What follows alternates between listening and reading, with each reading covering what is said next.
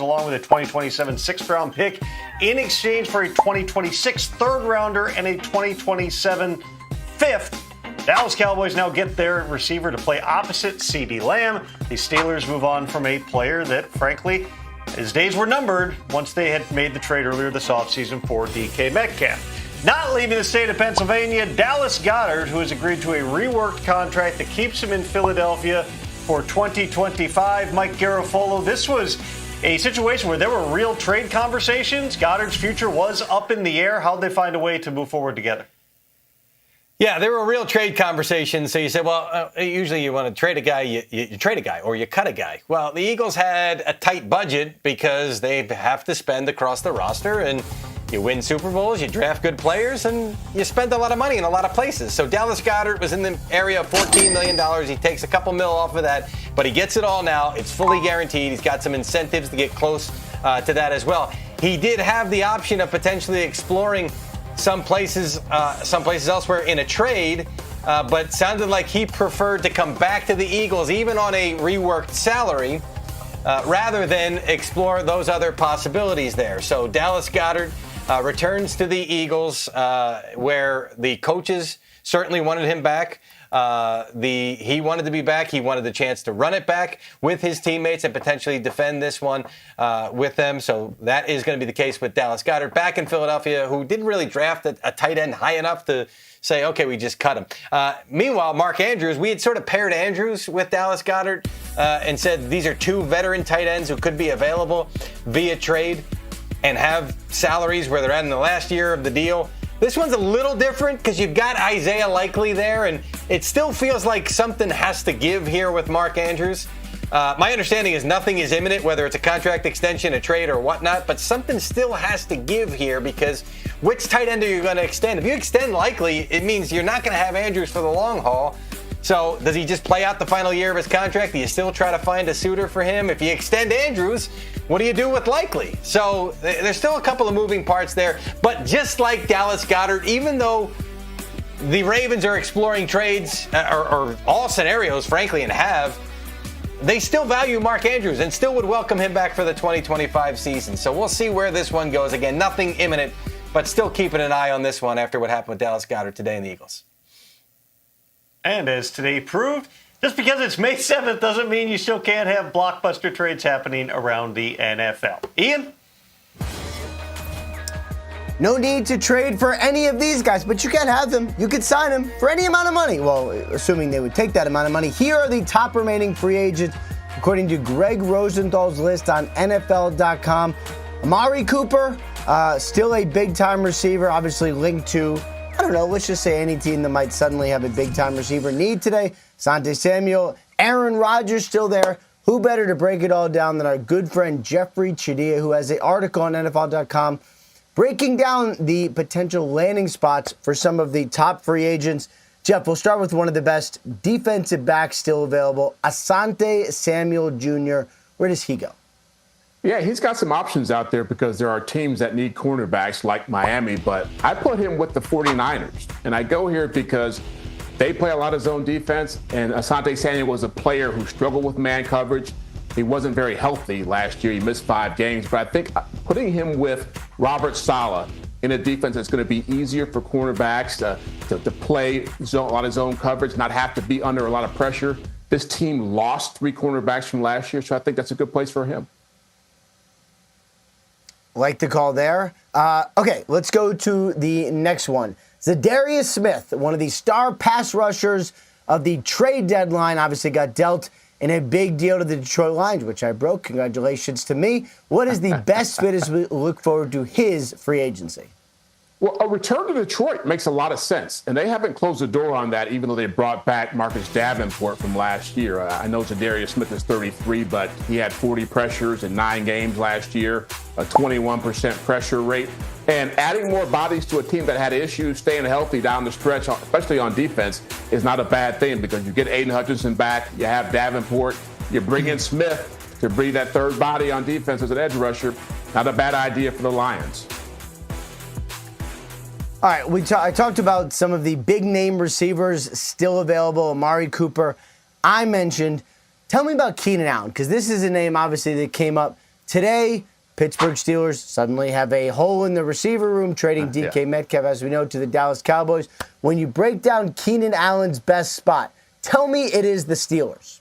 It's not the Steelers now because that information was not available when I wrote this column, Ian. So I'm going with the Cardinals. Just because, all right, give it to me.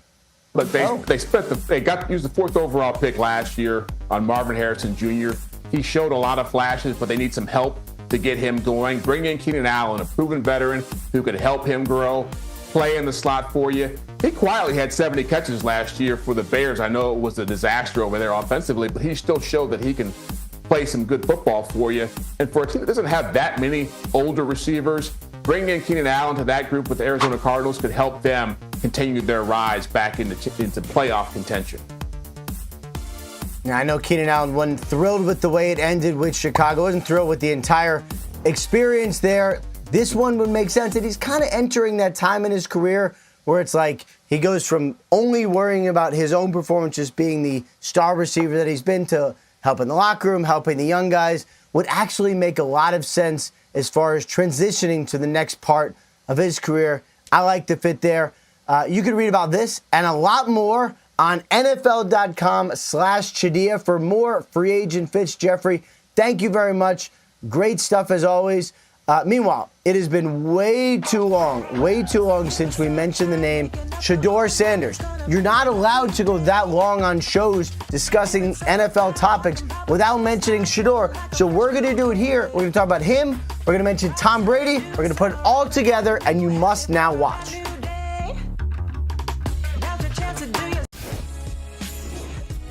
You might have heard that Shedeur Sanders had a bit of an unusual draft weekend, going all the way down to the 5th round, 144th overall, before the Cleveland Browns drafted him, and he celebrated with the jig and a dip into the pool, passing on him repeatedly, the entire league, but specifically one of his mentors, Tom Brady, who had this to say about Sanders on a podcast. What happened, Tom? Why did he go so late in the draft? I mean, it's a good question. I wasn't a part of any evaluation process or to Skip Bayless see says that. otherwise. No. Well, everyone's got that's the problem with media, is everyone can just say whatever the they want. I actually texted Shedeur because I know him very well. And I said, dude, like, whatever happens, wherever you go, like, that's your first day. Day 2 matters more than the draft. I was 199. Yeah. So who could speak on it better than me? Like, what that really means. Use it as motivation. You're going to get your chances. Welcome back to The Insiders. Tom Pelissero, Ian Rappaport, Mike Garafolo, and Mark Ross back with you.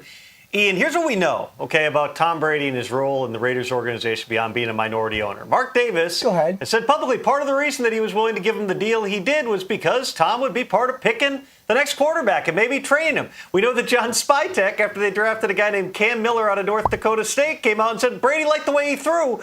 It's a little bit far-fetched. Tom Brady, friend of the show, he's come on. We all love Tom.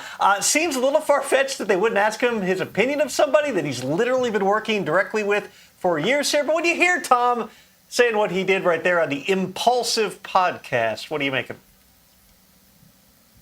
it? Not too much. Just being totally honest. Now, I do like the advice that he gave Shedeur Sanders. Treat it like it's your first day. That's good advice. It really, where you're drafted doesn't matter, except when you have to go check your bank account, and there's a lot less than there would have been otherwise if you would say get drafted in the first round. That's really where it matters. When you get to a team, you get a chance to make your mark. As Brady knows, as he mentioned, probably better than anyone. I mean, Brady and Brock Purdy are the 2 ultimate late-round quarterback success stories. So, yeah, he's right. Treat it like it is your first day. As far as Brady not being involved in the process, I understand why he would say that, right? Because he clearly has some friendliness with Shedeur Sanders, with the Sanders family, clearly has worked with him. You're literally seeing right there. Brady didn't want to be the one to say, you know what, I was the guy who said that is not the quarterback we want. I'm sure he was involved, but wants to make sure everyone knows he's not the guy, which, with his title as sort of kind of head of things, you don't always have to be the guy making the selection. John Spytek is the guy making the selection. So Brady, when it benefits him, can just say, you know what, I wasn't involved, which is fine. But Raiders fans should probably know that all of the good things that happen Brady had a hand in. Bad things too, though, probably. I would just say, if Brady What? wanted to be the guy, all he has to do is walk in and say, I'm the guy now. Draft Shedeur Sanders as soon as possible. That's all I'm saying. If he wanted to be involved, I think that they would listen. Mark, what we do know, Shedeur Sanders is on the Cleveland Browns. He was a fifth-round pick. There's not a lot of precedent for a fifth-round pick coming in and winning a starting quarterback job coming out of camp. But this is not your usual quarterback competition in Cleveland. What are you looking at as we get set to begin rookie minicamp on Friday in Berea with a couple of rookie quarterbacks? Well, definitely it's different because we're going to keep creating this media sensation, but much like what happened with the draft, the teams had a different evaluation and the teams had a different process. So in the Browns building, they're going to have a different process and a different evaluation than what we're going to keep talking about Shedeur. And from henceforth, it's Dylan Gabriel, the third-round pick, who's going to get the first team reps, and Shedeur Sanders, the fifth-round pick, wearing number 12, not the number 2, because we don't do that for fifth-round picks. Other people get the priority on the numbers, and you go out there and play based off of the first team reps and the second team reps, and you go number 2 behind Dylan in the drills, and then you follow from there. So the Browns are looking at it as all the noise is out of here. He's not Shedeur Sanders, the media sensation. He's Shedeur Sanders, the football player, the quarterback that we took in the 5th round. But we also took Dylan Gabriel, and he's going to get every opportunity because it's very, very, very rare. Talking about rare things to cut a third-round pick, particularly a quarterback. So from henceforth, it's got to be all about football for Shedeur. We'll keep doing the media stuff, but for him to give himself the best chance, go ball out, Shedeur. Well, as we talked about this, it's like, if you're talking about a quarterback, it's up here in the first 2 rounds where there's the potential you're going to take him to be a starter. If you don't see him as that, then it just drops off, right? And then he kind of goes into that abyss for a couple of rounds. And then it comes back to, wait a second, we're sitting here in the 5th round. We've got a guy that's got the potential to be that first or second round talent, but just wasn't, the flavor for a lot of those teams involved. So the Browns take him and say, like a number of teams, right? Like, all right, maybe now he'll realize, all right, we got to put some work in, maybe change the approach that he took in his meetings that turned some teams off. When he indicated, like, hey, I'm coming in, I'm your savior, you should do everything that I kind of want to do. And teams saying, no, well, we do things a certain way here. You got to sort of fall in line with what we do. So the Browns say, well, we get him in the 5th, and Dylan Gabriel's there. So this is the scenario where he's got to earn his way up. He's got to earn his way past that guy. Then he's got to earn his way past the veterans if he wants to get the football. So this is how the Browns are kind of looking at it. This is the start of it. It's not an open mini camp where everybody goes to get to watch, but training camp's going to be open, preseason's going to be open, and that's going to be a lot of fun for the likes of us. Yeah. The Shedeur Sanders situation is one of one for a variety of different reasons. But if you want a recent comp, Sam Howell 3 years ago was talked about as maybe a borderline, a potential surprise first-round pick, second round probably at worst. He went down in the 5th, got 1 start as a rookie, and then year 2, he got the full opportunity. Now, it didn't work out, obviously, in Washington because they went and drafted that other guy who's ended up being pretty good. But he got his opportunity. That's a 5th-round pick. It is possible for things to fall that way.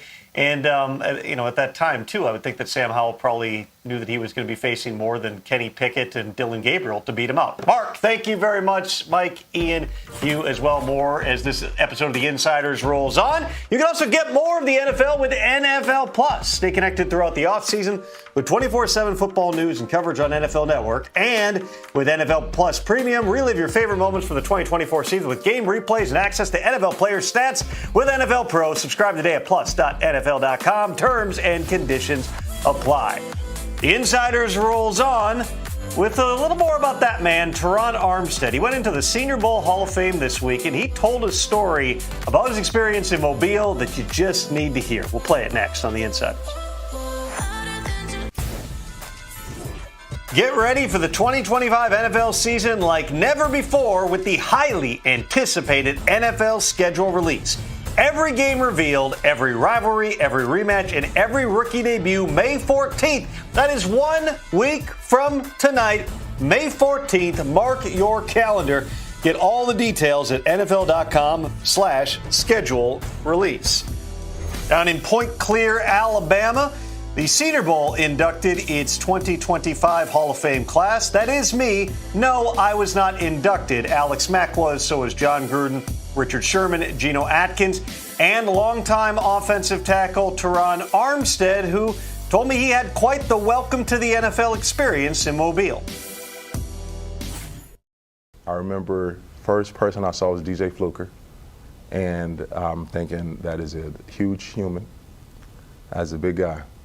And Fluke was, I think he just came and he weighed in, but he wasn't doing the Senior Bowl. And I got out the car coming from Pensacola, because I stopped back in Pensacola to get here. And that first day of practice, I look over, I see Mike Tomlin in the stands. I'm like, damn, it's real. This is real. This is really NFL doorsteps. And I just tried to lock in, avoid the pressure. I had a little bit of nervousness. I can admit that now, 12 years later. And one-on-one started. My first rep wasn't good. I fell, ended up on the ground. It's a bad spot for offensive lineman. And my second rep, I dominated.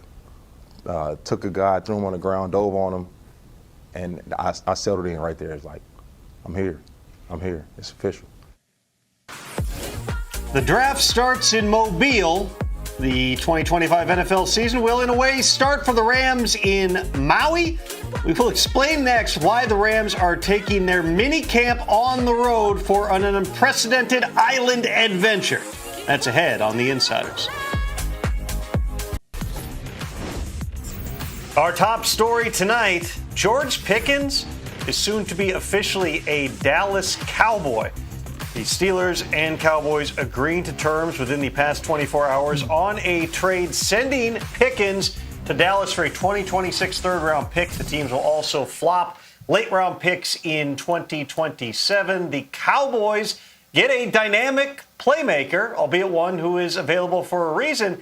The Steelers, Ian, I can't help but thinking, too, beyond whatever issues there were in terms of George Pickens and following rules and locker room dynamics, all that stuff, you also take away a wide receiver, for as talented as he is, may not be quite the exacting type of a wide receiver that Aaron Rodgers would prefer to play with here. Not necessarily a sign. I've been told that they didn't call Rodgers before this trade. He's not signing off on deals, but it would make sense to try to get guys who he's going to know where they're going to be on the field, because we've seen in the past Aaron Rodgers, not a big fan of somebody being someplace they're not supposed to be.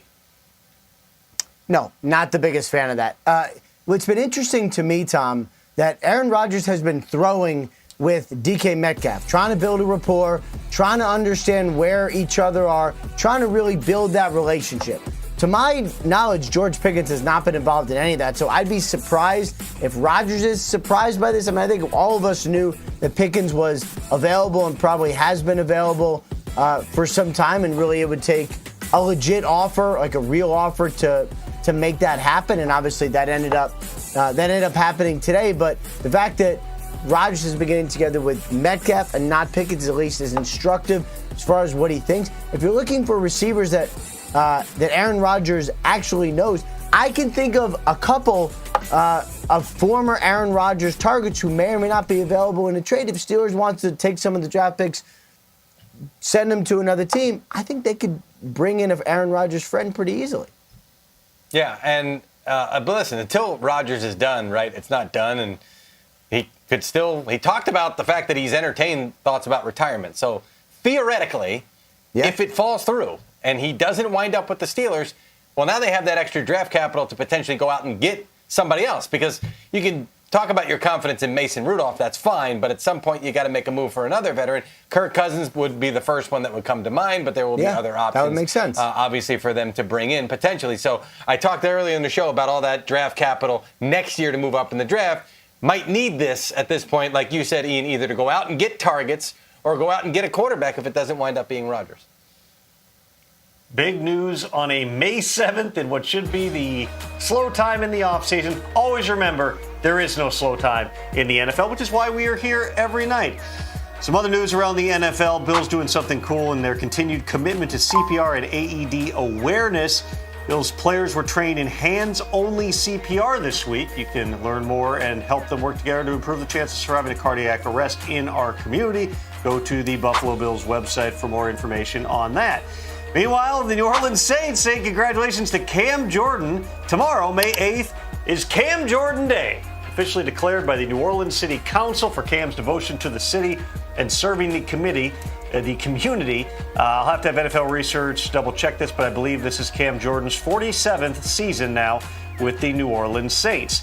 Meanwhile, the Rams are going on a little vacation to work, though. It is going to be their Maui camp. You get it? It's like mini camp, but it's in Maui. They've had a long-standing partnership since they moved back to Los Angeles. Very clever. With the state of Hawaii building a fan base there. I know that their front office goes there for a while during the off season to do some of their planning meetings and whatnot. All of which raises the question, Ian, does the Insiders have the budget to go live from Maui for 3 days next month? Let's see what I got here. I mean, I would say this. I've been looking on the internet. They got a couple nice hotels right by where the Rams are going to be. It's only like $600 or $700, and I think that's fine. Plus, the food there is great. If you ever have like a shrimp truck, it's the best in Hawaii. It's just like on a white paper plate. It's just basically shrimp and rice, but no better meal on earth. Count me in. Insiders from Maui coming up in a month or so. Maybe not. I have no change in here. I've got a collar stay. I've got some NFL crucial catch and inspire change pins. I have collar stays. We gotta figure out. Maybe we'll just Makeup? sell Ian. Do we need makeup? We got a lot of pins. We don't have a lot of budget, but that's kind of how it goes on this show. Hey, we appreciate you all being here. More fun tomorrow. See you.